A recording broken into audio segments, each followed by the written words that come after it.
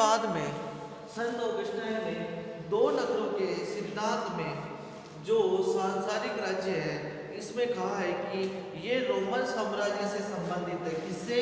Roman साम्राज्य से संबंधित है। कहा है कि ये रोमन साम्राज्य से संबंधित है। संत ऑगस्टाइन ने जो सांसारिक राज्य है उसकी तुलना रोमन साम्राज्य से की है। किससे की है? रोमन साम्राज्य से इसकी तुलना की है, जबकि इसकी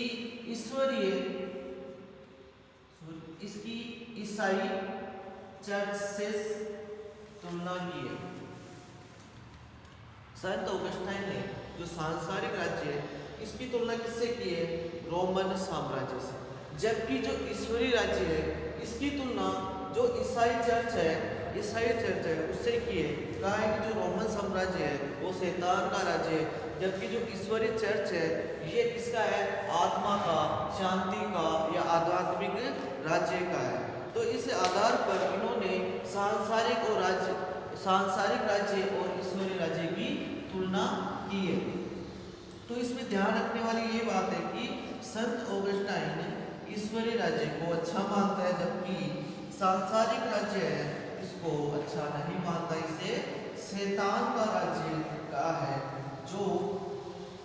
जो सांसारिक राज्य है इसे क्या कहा है? शैतान का राज्य का है।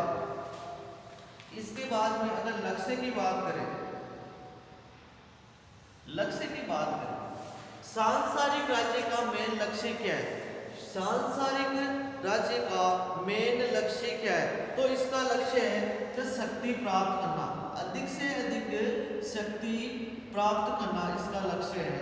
जो सांसारिक राज्य है इसका लक्ष्य है अधिक से अधिक शक्ति प्राप्त करना, जबकि जो ईश्वरीय राज्य है इसका मेन लक्ष्य है न्याय की स्थापना करना। किसकी स्थापना करना? न्याय की स्थापना करना।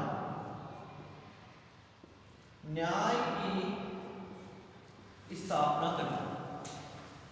संत ऑगस्टाइन ने सांसारिक राज्य और ईश्वरीय राज्य इन दोनों के लक्ष्य अलग अलग होते हैं। जो सांसारिक राज्य इसका लक्ष्य बताया, ये कहता है कि जो सांसारिक राज्य है ये अधिक से अधिक शक्ति प्राप्त करना चाहता है, जबकि जो ईश्वरीय राज्य है ये सिर्फ न्याय की स्थापना करना चाहता है। ये सिर्फ न्याय की स्थापना की बात करता है। किसकी बात करता है? न्याय की स्थापना की बात करता है। और जो इसके बाद में लक्ष्य के बाद में आएंगे कि जो सांसारिक राज्य है और ईश्वरीय राज्य है इनका आधार किस प्रकार होगा, इनको अपना आधार किस प्रकार माना है। तो इसको कहा है कि ये जो सांसारिक राज्य है ये अपने आप से प्रेम करते हैं। कितने? आत्म प्रेम की बात करते हैं। ये खुद से प्रेम करते हैं। किस आधार पर? अगर किसी व्यक्ति को देखें तो सबसे ज्यादा खुद सुंदर लगना चाहता है। सांसारिक राज्य में आत्म प्रेम, इसमें क्या होता है? व्यक्ति अपने को सबसे ज्यादा सुंदर दिखाने के लिए तरह तरह के कपड़े पहनता है, तरह तरह के मेकअप करता है, तरह तरह की गाड़ियों में जाता है। तो अपने आप से प्रेम करता है, दूसरों से प्रेम नहीं करता है, अपने को श्रेष्ठ बताने की कोशिश करता है। सांसारिक राज्य में व्यक्ति अपने आप से प्रेम ज्यादा करता है, जबकि जो ईश्वरीय राज्य है इसमें क्या होता है?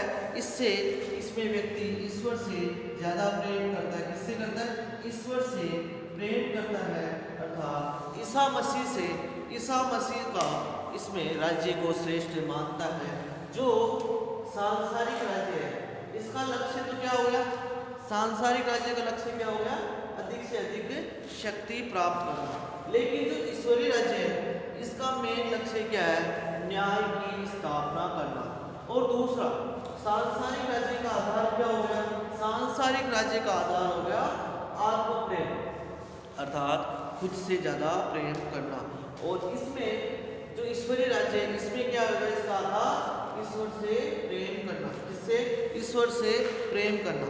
और इसके बाद में लक्ष्य आधार, इसके बाद में अगर हमें इसकी सदस्य चाहिए, हमें सांसारिक राज्य और ईश्वरीय राज्य की सदस्य चाहिए, हमें इसके सदस्य बनना है, तो हम किस प्रकार बन सकते हैं।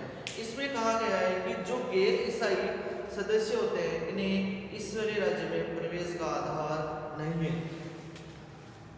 जितने भी ईसाई सदस्य हैं, जो ईसाई सदस्य नहीं है, उन्हें इनमें प्रवेश का आधार नहीं है, इन्हें प्रवेश नहीं दिया जाएगा। जबकि इसमें प्रवेश किस आधार पर दिया जाएगा, अगर हम ईसाई धर्म को माने, किसको माने, ईसाई धर्म को माने और देवगणों की पूजा करें, तो हमें ईश्वरीय राज्य की सदस्य मिल सकती है। हमें इसमें क्या होगा, इसमें हम ईसाई धर्म को माने और देवगणों की पूजा अर्चना करें, तो हमें ईश्वरीय राज्य की सदस्य मिल सकती है। तो हमें क्या करना पड़ेगा, ईसाई धर्म, देवगण आदि की पूजा पाठ करने पर हमें इसकी सदस्यता मिल सकती है, लेकिन इसकी सदस्यता नहीं मिल सकती।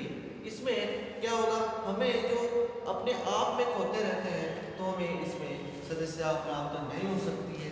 ये सिर्फ गैर ईसाई राज्यों में है, इसमें गैर ईसाई राज्यों में, इसमें ये सिर्फ गैर ईसाई राज्यों में, जहाँ पे ईसाई राज्य नहीं है, वही में सांसारिक राज्य प्राप्त हो सकता है, वही हमें सांसारिक राज्य प्राप्त हो सकता है।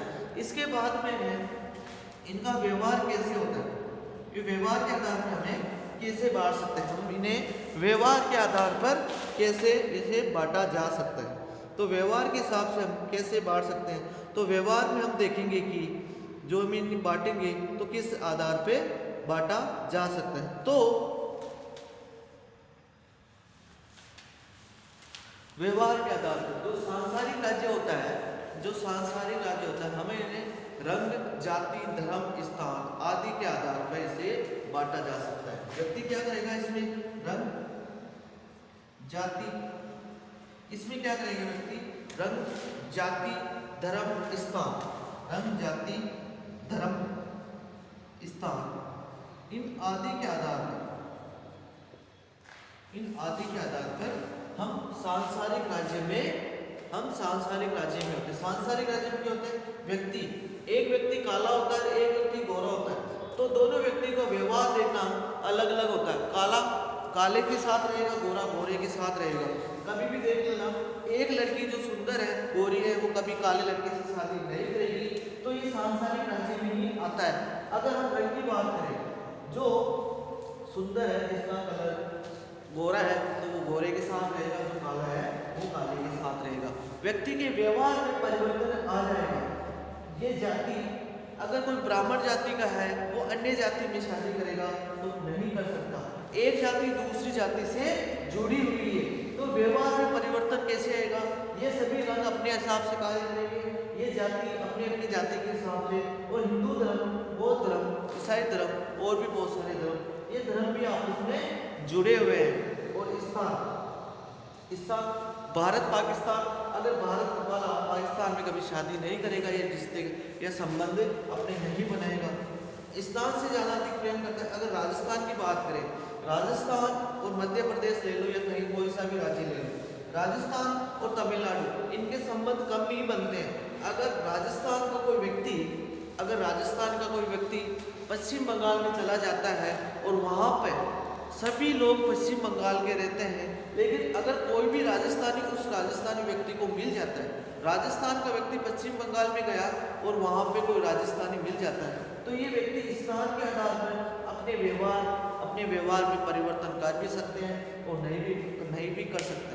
तो ये चीज़ें, ये सभी सांसारिक राज्य में होते हैं। कैसे, जो व्यवहार के हिसाब से रंग, जाति, धर्म, स्थान, इन्हीं आधार पर व्यक्ति अपना व्यवहार परिवर्तन करता रहता है। लेकिन जो ईश्वरीय राज्य है, इसमें किसी प्रकार का कोई भेदभाव नहीं होता है। अगर हम ईश्वरीय राज्य की बात करें, तो इस ईश्वरीय राज्य में किसी प्रकार का कोई भेदभाव नहीं होता है। इसमें सभी नागरिकों को एक भावना रहती है, इसमें सभी नागरिकों की एक भावना रहती है। सभी व्यक्ति सिर्फ ईश्वर की पूजा करते हैं, अपने आप से प्रेम नहीं करते हैं। तो ये संत ऑगस्टाइन क्या संत ऑगस्टाइन ने दो नगरों के सिद्धांत में लक्ष्य के लक्ष्य के आधार पर सदस्य के व्यवहार के इन आधारों पे बांटा है। तो इसमें सबसे इंपॉर्टेंट ये है व्यवहार। तो अगर इन पॉइंटों में से कोई सा भी पॉइंट समझ में नहीं आया तो पूछ सकता है। इसमें व्यवहार इंपॉर्टेंट है। व्यक्ति जो सांसारिक राज्य में है तो व्यवहार किस आधार पर अपना बदलता है? रंग के आधार पर, गोरा काले के आधार पर, जाति के आधार पर, ब्राह्मण जाति या अन्य जाति के आधार पर लोग अपना व्यवहार परिवर्तन करते रहते हैं। धर्म के आधार पर भी, ईसाई धर्म, बौद्ध धर्म, हिंदू धर्म, इन धर्मों के आधार पर भी व्यक्ति अपना अपना व्यवहार परिवर्तन करते रहते हैं। और स्थान के आधार पर, अपने मूल स्थान के आधार पर भी व्यक्ति लेकिन परिवर्तन करता रहते हैं, अपने व्यवहार में परिवर्तन करते रहते हैं। लेकिन जो ईश्वरीय राज्य कौन सा? जो ईश्वरीय राज्य है इसमें किसी प्रकार का कोई भेदभाव नहीं होता है। इसमें सिर्फ एक भावना पाई जाती है। कौन सी भावना पाई जाती है? एकल भावना पाई जाती है। इसमें व्यक्ति में कोई भेदभाव नहीं होता है। इसमें न रंग, जाति, धर्म इनका आधार पर कोई भी भेदभाव नहीं होता है। अगर यहाँ पे व्यक्ति एक काला व्यक्ति चला जाए और एक गोरा व्यक्ति चला जाए, वो दोनों सिर्फ ईश्वर की पूजा करेंगे। इन दोनों में भेदभाव नहीं होगा। जाति, अगर कोई ब्राह्मण जाति का या किसी अन्य जाति का लोग वहाँ पे चले जाए तो वहाँ पे भी भेदभाव नहीं होगा। दलित और ब्राह्मण दोनों यहाँ पे चले जाए तो भी वहाँ पे भेदभाव नहीं होगा। हिंदू धर्म, बौद्ध धर्म, कोई सा भी इसमें चला जाए तो भी इसमें भेदभाव नहीं किया जाएगा। इनके व्यवहार में परिवर्तन नहीं होगा। कोई से भी स्थान के व्यक्ति चले जाए तो भी इनमें भेदभाव नहीं होगा। इसमें एक भावना पाई जाती है। कौन सी?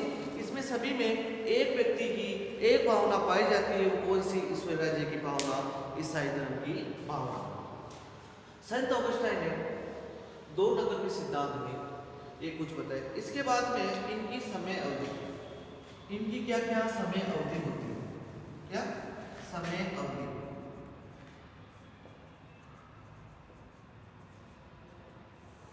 समय अवधि, इनकी क्या क्या समय अवधि होती है? इसमें क्या होता है? ईश्वरीय नियमों का उल्लंघन होता है। किसमें? इस सांसारिक राज्य में ईश्वरीय नियमों का उल्लंघन होता है। अन्य राज्यों के अधिकारों का अपहरण व पापों के कारण शीघ्र ही पतन व अंत हो जाता है। इसमें यह होता है कि जो ईश्वरीय नियम होते हैं इनकी पालना यहाँ पे नहीं होती। जो सांसारिक राज्य है इनमें ईश्वरीय नियमों की पालना नहीं होती है, इनका उल्लंघन होता है। जो ईश्वर के बनाए हुए नियम है, ईश्वरीय नियम, इनका क्या होता है? उल्लंघन होता है। इनकी पालना यहाँ पे नहीं की जाती है। तो इस कारण एक राज्य अन्य राज्य के अधिकारों का अपहरण करता है और उन्हीं पापों के कारण शीघ्र ही सांसारिक राज्यों का पतन हो जाता है। जो एक राज्य है वो क्या करता है? दूसरे राज्यों का अपहरण करता है, छीनता है।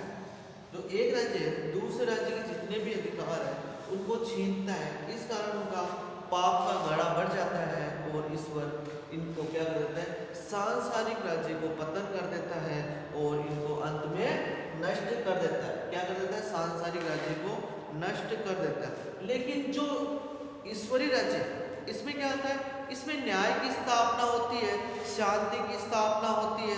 समस्त सद्गुणों के कारण यह हमेशा बना रहता है।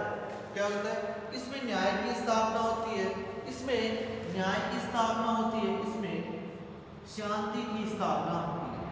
किसकी स्थापना होती है? न्याय की स्थापना होती है, शांति की स्थापना होती है। इन सभी सद्गुणों के कारण, इन सभी सद्गुणों के कारण ये क्या होता है? ये बना रहता है। जो ईश्वरीय राज्य है वहाँ पे न्याय की स्थापना होती है, वहाँ शांति की स्थापना होती है।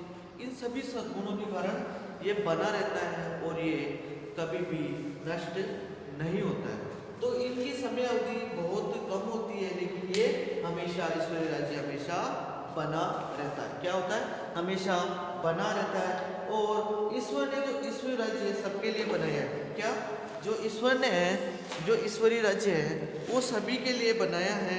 लेकिन कुछ व्यक्ति अपनी गलत आदतों की वजह से ईश्वरीय राज्य की सदस्यता खो देते हैं। जो ईश्वर का ईश्वर ने जो ईश्वरीय राज्य है वो सभी के लिए बनाया है, लेकिन कुछ व्यक्ति अपनी गलत आदतों की वजह से ईश्वरीय राज्य की सदस्यता खो देते हैं। इसलिए केवल ईश्वर की कृपा से ही ईश्वरीय राज्य मिल सकता है। ईश्वर की कृपा से ही ईश्वरीय राज्य मिल सकता है।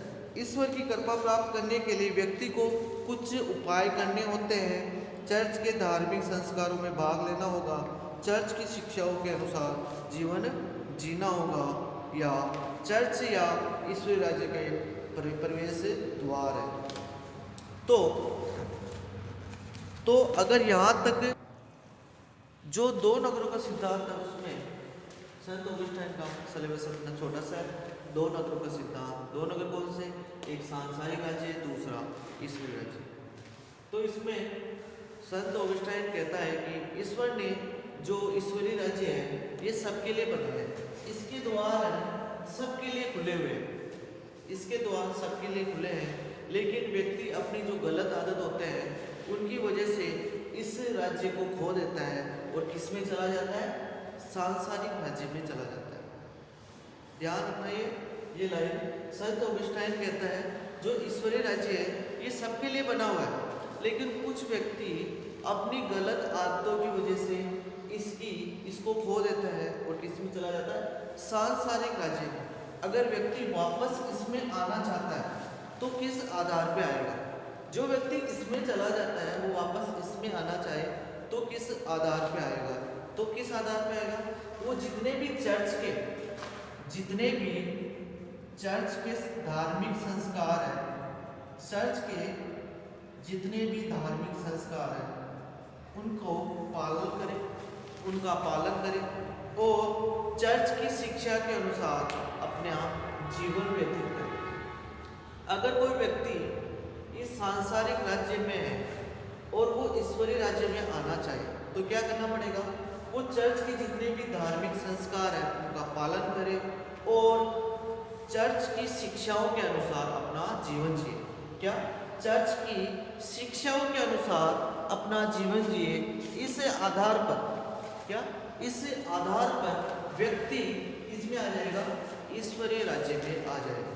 लेकिन व्यक्ति को हमेशा ईश्वरीय राज्य में ही रहना चाहिए, क्योंकि ये सर्वश्रेष्ठ है और ये शैतान का राज्य है। किसका राज्य है? शैतान का राज्य है। अगर वर्तमान समय की बात करें तो अधिकतर लोग इसी सांसारिक राज्य में फंसे हैं। कितने लोग? 95% लोग इसमें फंसे हैं, सांसारिक राज्य में वर्तमान समय में। लेकिन 5% लोग ही हैं जो ईश्वरीय राज्य को मानते हैं। किसको मानते हैं? ईश्वरीय राज्य। सभी लोगों को सुंदर दिखना है, नए नए कपड़े पहनना है, नई नई गाड़ी में जाना है, क्या वो सभी किसमें आएंगे? वो इसमें आएंगे। लेकिन कोई अभी ईश्वर की पूजा नहीं करता। हाँ, महाशिवरात्रि हो गई, 2-4 व्रत हो गए, उनसे कर लेने से ईश्वरीय राज्य में आप प्रवेश नहीं कर सकते। तो सिंपल सा ध्यान रखना, सांसारिक राज्य और ईश्वरीय राज्य में क्या भेद है। इसके बाद में अगर एग्जाम में पूछ ले इनकी फेमस बुक्स का क्या नाम है, इनकी संत ऑगस्टाइन की फेमस पुस्तक का क्या नाम है, संत ऑगस्टाइन ने कौन सी पुस्तक लिखी? तो संत ऑगस्टाइन ने कौन सी पुस्तक लिखी? संत ऑगस्टाइन ने पुस्तक लिखी द सिटी ऑफ गॉड। कौन सी लिखी? The city of God. Sant Augustine ने फेमस बुक्स जिसका नाम है द सिटी ऑफ गॉड, इस पुस्तक को लिखा। इसमें इसके बारे में बताया, ईश्वरीय राज्य के बारे में बताया। किसके राज्य में बताया? ईश्वरीय राज्य के बारे में बताया। और इसके कितने भाग हैं? इसके 25 भाग हैं। कितने भाग हैं? इसके 25 भाग हैं। और इसको लिखने में कितना समय लगा? संत ऑगस्टाइन को ये पुस्तक लिखी तो इनको लिखने में 15 वर्ष लगे। कितने? 15 वर्ष लगे। 15 वर्ष लिखे, इसको 15 वर्ष लगे इस पुस्तक को लिखने, 15 साल लग गए ईश्वरीय राज्य जो सिटी ऑफ गॉड। इस पुस्तक में ईश्वरीय राज्य के बारे में बताया। इसके 25 भाग है, इसको लिखने में 15 वर्ष लिखे। एक विद्वान है जिनका नाम है सेबाइन। इन विद्वान सेबाइन ने इस पुस्तक को कहा है विचारों की खान। क्या कहा है? विचारों की खान। सेबाइन ने कहा है कि ये इतनी बड़ी पुस्तक है कि इसमें बहुत सारे विचार है, इसीलिए इसको विचारों की खान कहा है। तो सिंपल सी चीज है, संत ऑगस्टाइन जो जिनके अपने सिलेबस में 2 नगरों का सिद्धांत दे रखा है, इनके बारे में ही पढ़ना है। और इनकी फेमस पुस्तक आ जाएगी, इनकी पुस्तक का नाम लिखो तो पुस्तक का नाम है द सिटी ऑफ गॉड, जिसमें ईश्वरीय राज्य के बारे में बताया है और इसके 25 भाग है। इस पुस्तक को लिखने में 15 वर्ष लगे, लेकिन जो सेबाइन है इन्होंने कहा है इस पुस्तक को विचारों की खान कहा है, तो इसमें बहुत सारे विचार है। तो ये तो था अपना संत ऑगस्टाइन।